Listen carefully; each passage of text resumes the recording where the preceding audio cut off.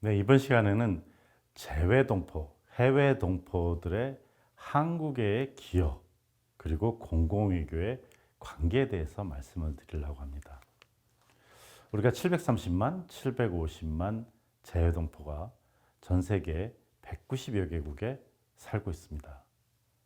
물론 몇 개 국가, 4개 국가 정도에 중점적으로 또 있습니다만은 어쨌든 전 세계에 살고 있다, 이렇게 얘기할 수가 있겠습니다.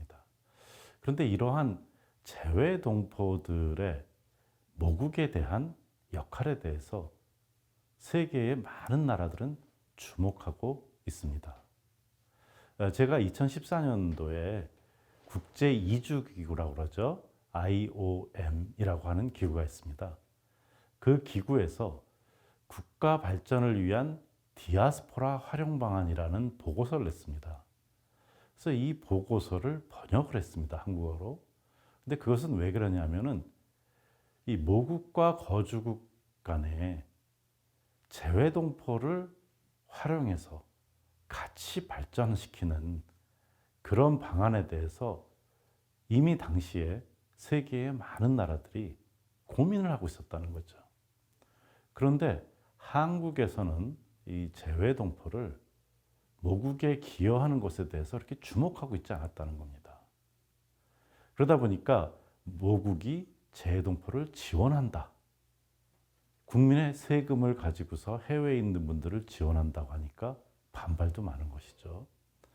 그런데 이게 지금 오히려 재외동포들이 모국인 한국을 위해서 기여를 한 것이 많다, 세계의 많은 나라들도 이런 거에 주목하고 있다 하는 차원에서 번역을 한 겁니다. 지금 이스라엘이라든지 중국이라든지 인도라든지 이탈리아라든지 프랑스라든지 아일랜드라든지 전 세계 많은 나라들이 재외동포를 활용해서 공공외교에 네트워크화하고 있습니다. 그러면서 모국의 기여에 대해서 얘기를 하고 있는 것이죠. 그러면서 지금 세계화 시대라고 하는 이 시기에 있어서 이주라고 하는 것이 일상화가 되면서 이 해외에 있는 사람들 또는 다시 한국에 돌아오기도 하는 사람들, 이렇게 모국에 돌아오는 사람들까지 앞서서 민족적인 네트워크, 디아스포라 네트워크를 가지고 이것을 공공외교를 활용하는 것, 세계적인 추세다, 이렇게 말씀드릴 수가 있겠습니다. 어떻게 보면 경쟁을 하고 있습니다. 그러면서 모국과 해외 동포가 상생 발전하는 데 있어서 새로운 모델이다. 왜 그럴까요? 그 전까지는 재외 동포에 대해서 한 번도 생각해 보지 않았는데 많은 나라들이 재외 동포를 생각하면서 움직이고 있다는 거죠. 보시면 이 책에서 우리가 선진국들이 개도국에 원조를 하지 않습니까? 원조를 하는데 그 원조를 우리가 ODA, 공적 개발 원조라고 합니다. 그런데 선진국에서 일하고 있는 이주 노동자들이 본국에 송금하는 돈, 우리가 과실송금이라고 하는데요, 그 돈이 개발 원조보다도 더 많다는 것입니다. 지금 2010년 기준으로는 2배에 해당한다. 한국 기준으로 본다면 독일에 파견됐던 광부 간호사들, 중동의 땅에서 노동자로서 땀을 흘린 사람들, 베트남 전쟁 때 파견됐던 사람들, 이런 사람들의 송금이 한국 발전에 큰 도움이 됐습니다. 마찬가지로 지금 한국에 다양한 외국인 노동자들이 있는데 이들은 모국에 송금을 하고 있는 것이죠. 그러니까 그 송금이라는 것이 굉장히 중요한 거죠. 그래서 이렇게 재외동포들이 벌은 돈을 모국에 보내니까 그냥 개인적으로도 보낼 수 있지만 투자할 수도 있고 다양한 방식으로 하고 있다는 거죠. 그리고 한국 같은 데서 배운 기술을 본국에 돌아가면 활용해서 약간 중간 기술이건 고급 기술을 그 나라에 기여를 하는 거죠. 그것은 그 나라 입장에서는 인재가 유입된 거다 이거죠. 그러니까 이렇게 생각을 한다는 거죠. 근데 한국 사회에서는 동포들이 기여한 것에 대해서 잘 모릅니다. 어떻게 했는지. 그래서 이 외교부 산하에 재외동포재단이라고 있습니다. 여기서 제1동포의 100년 족적, 그래서 일본만 초점을 맞춰서 책을 냈습니다. 이 제1동포들이 한국전쟁 이후 가난한 한국을 위해서 어떤 일을 했는가. 뭐 외국에 계신 분들은 당연히 모를 수 있지만 한국에 있는 분들도 모른다 이거죠. 많이. 뭐 독립운동을 했다. 이건 많이 알고 있습니다. 건국 과정에도 기여했다. 알고 있죠. 제가 지금 일하고 있는 인하대학교, 인천에 있습니다만은 인하대학교는 인천과 하와이의 합성어입니다. 그래서 인하입니다. 왜 그럴까요? 하와이에 있는, 미국의 하와이에 있는 동포들의 성금이 기초가 돼서 만든 학교입니다. 전쟁으로 모국이 다 부서졌습니다. 모국이 발전하려면은 과학기술이 좀 돼야 되겠다. 그래서 인하공대를 만들게 됩니다. 그런데 이렇게 동포들이 기여한 것은 일본에 있는 동포들은 대단하게 기여를 많이 했습니다. 지금 일본에는 도쿄에 대사관이, 한국 대사관이 있죠. 그리고 주요 도시에 총영사관이 있습니다. 그런데 대사관과 총영사관 9곳이 한국 정부가 만든 것이 아니고요.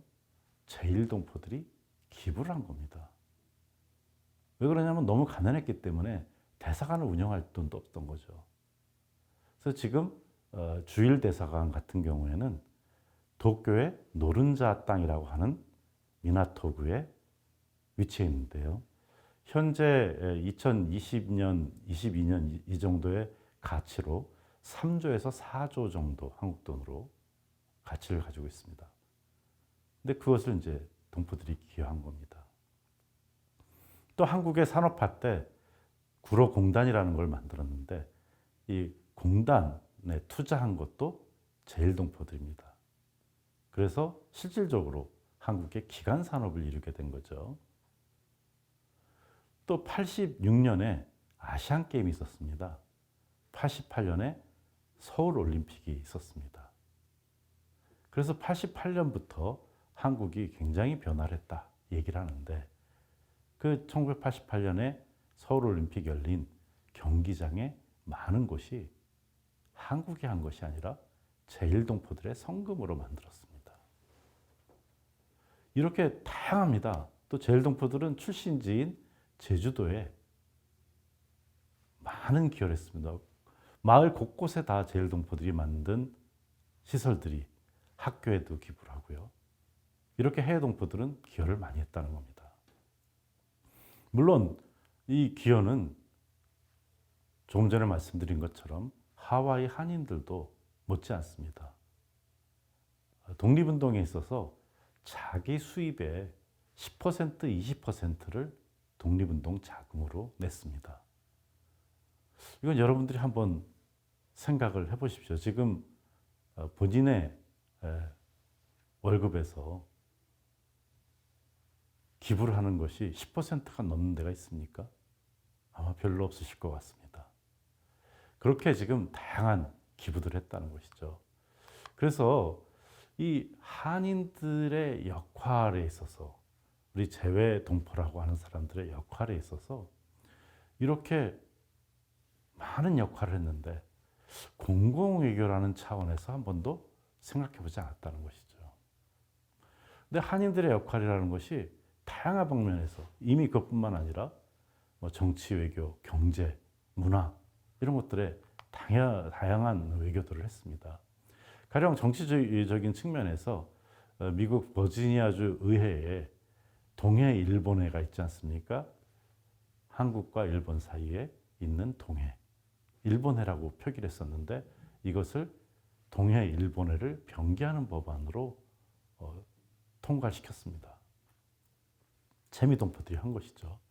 그래서 최근에는 일본과 한국 사이에 있는 바다라고 이렇게 중립적으로까지 부르고 있습니다. 또 경제적으로는 우리가 조금 전에 다 살펴본 대로 국내에 투자하고 송금을 하고 그럼으로써 일자리 창출을 했습니다.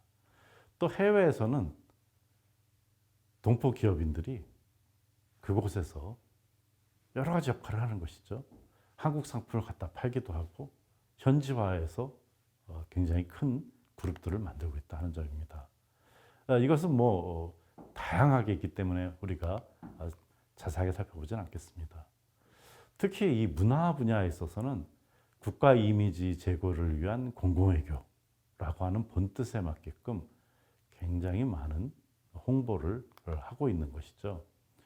가령 한국의 퍼레이드 같은 것이 전 세계에서 열리고 있습니다. 이때 한국 전통 그리고 현대적인 것까지 알린다는 것이죠. 문화, 예술, 가치, 정책, 비전 이런 것들을 알리는 것이 결국은 공공외교 아니겠습니까? 그래서 재동포들은 이렇게 이미 모국을 위해서 기여를 해왔고 또 공공외교적으로 또 사실은 기여를 해왔습니다. 그런데 이게 공공외교다 하는 것에 대해서 범주화를 아직 못하고 있기 때문에 그런 것이지 사실상은 지금까지 재동포 공공외교가 많이 이루어져 왔다 이렇게 얘기할 수가 있겠습니다.